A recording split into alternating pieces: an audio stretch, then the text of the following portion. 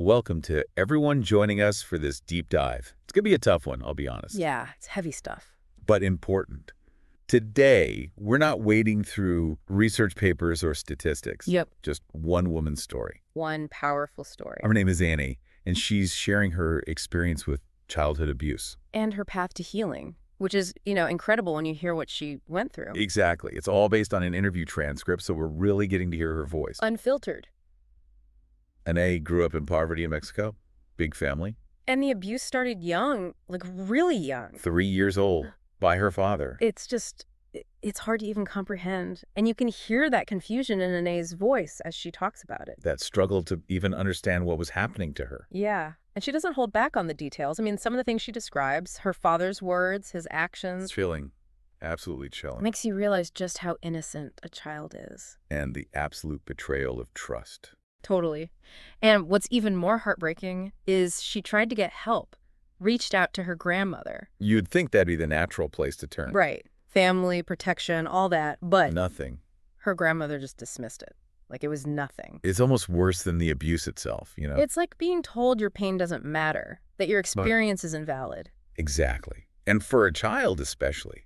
God, it's just unimaginable. It adds this whole other layer to the trauma. Absolutely. But here's the thing. Even in that environment where safety should have been a given, Anahí found some light.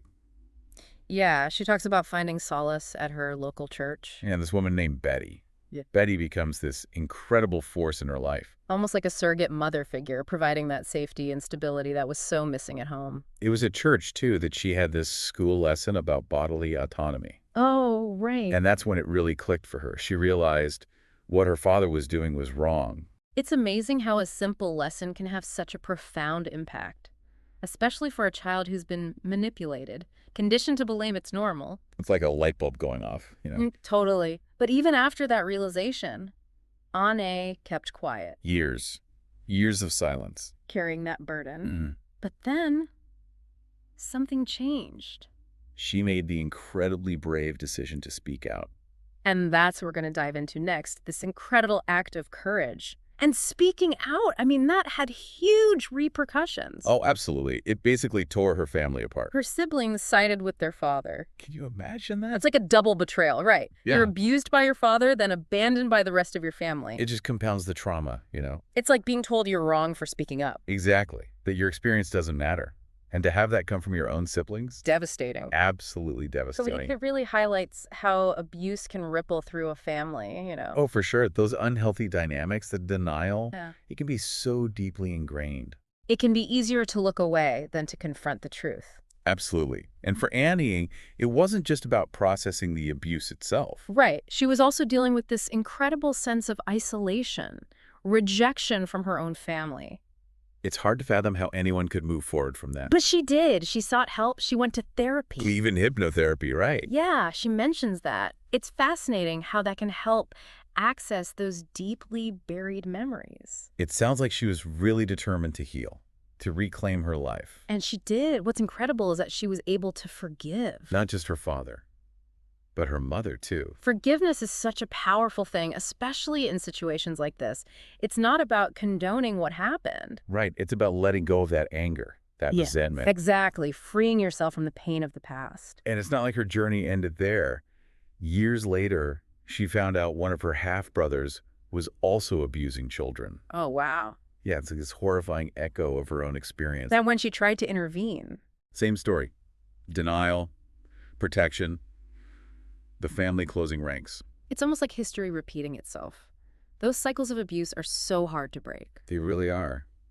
And you can't help but admire her strength, to keep fighting for what's right, even when faced with that kind of resistance. It's incredibly inspiring. It shows that speaking out, no matter how difficult, can make a difference. And there's this detail she shares that I found really interesting. She talks about developing a sort of radar for sensing when children might be in danger. Wow. It's like she turned her pain into a superpower. Exactly. Using her experience to protect others, it's incredibly powerful. It speaks to the importance of trusting our instincts, being aware of our surroundings. We can all learn from that. Absolutely. And Anahé's story also highlights the importance of self-care, finding healthy ways to cope. She mentions using humor and laughter to mask her pain for years. It's a common response to trauma, right? But eventually you have to address the underlying hurt. Right, those coping mechanisms can only take you so far. That's where therapy comes in. Creating that safe space to process those emotions. And Annie was very open about how much therapy, especially hypnotherapy, helped her. It's a testament to the power of seeking help. It's not a weakness, it's a strength. It shows you're committed to your own well-being. And I think it's interesting how Anahí's story highlights the different forms justice can take. Yeah, she was obviously disappointed that her father never faced legal consequences. But she found a different kind of justice through her own healing. And her advocacy work? Yeah, exactly. Turning her pain into purpose. And that's what makes her story so powerful. It's not just about the darkness of abuse, but the resilience of the human spirit. The possibility of healing, of forgiveness, and that even after unimaginable pain, you can create a life filled with meaning. Absolutely. And it makes you think about those cycles of trauma, how they can play out in families, even across generations. It's a reminder that we all have a past, but we're not defined by it. We have the power to choose a different path. And Anahí's story underscores the importance of believing survivors. Too often, victims of abuse are met with doubt, skepticism. It can be so isolating, Yeah. discouraging, making it even harder to speak out. Exactly. Yeah. And we have a responsibility to create a culture where survivors feel safe and supported, where their voices are heard. It's about listening with empathy, believing without judgment, offering support without conditions. Anahí's story is a call to action for all of us. To be more aware, more compassionate, more proactive in supporting survivors. And it's not like she glosses over the tough stuff either. No, not at all. She talks about their financial struggles, always being hungry. It's like those hardships were intertwined with the abuse. Right. And that just makes everything so much harder to escape. Absolutely. Poverty creates this vulnerability. And it's not always about physical force. It can be about exploiting that need, that desperation. And she's honest about the pain of her siblings rejecting her too. It's tough to hear, but it's real. And it shows how abuse can fracture a family, create these wounds that last a lifetime. And it makes you think, how do we support survivors when their own family turns against them? Right. How do we help them rebuild when the people who should be their safe haven aren't? That's such a good question. Well, Annie talks about finding your chosen family. Those people who love and support you, even if they're not blood. And for her, that was her church community, That's where she found that sense of belonging. which she desperately needed. And it makes me think, we all need those angels in our lives, right? Absolutely. Those people who are there for us no matter what. In Annie's story, it's also about self-love, self-acceptance. She says, and I'm quoting her here, "We all deserve to be happy. We just have to find the path to get there." Powerful words. Really are.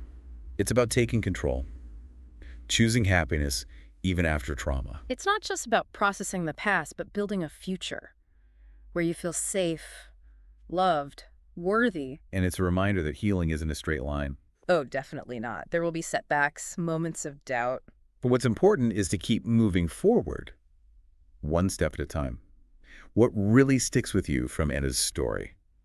It's that resilience, that strength of the human spirit. I mean, she could have easily given into bitterness, anger, I know, right? but she chose forgiveness. She chose healing, and she used her pain to help others. It gives me hope. Me too. Hope for anyone who's ever felt lost, broken, because healing is possible. Absolutely. And her story reminds us that even in the darkest times, there's always light. Always hope. And that transformation is possible for all of us. So as we finish up this deep dive into Anahí's incredible story, we want to leave you with this. How can you be an angel for someone? It doesn't have to be some grand gesture, just a listening ear, a shoulder to cry on. Sometimes that's all it takes. Anahí's story is a gift, a reminder that even amidst the darkness, light can emerge and healing can happen.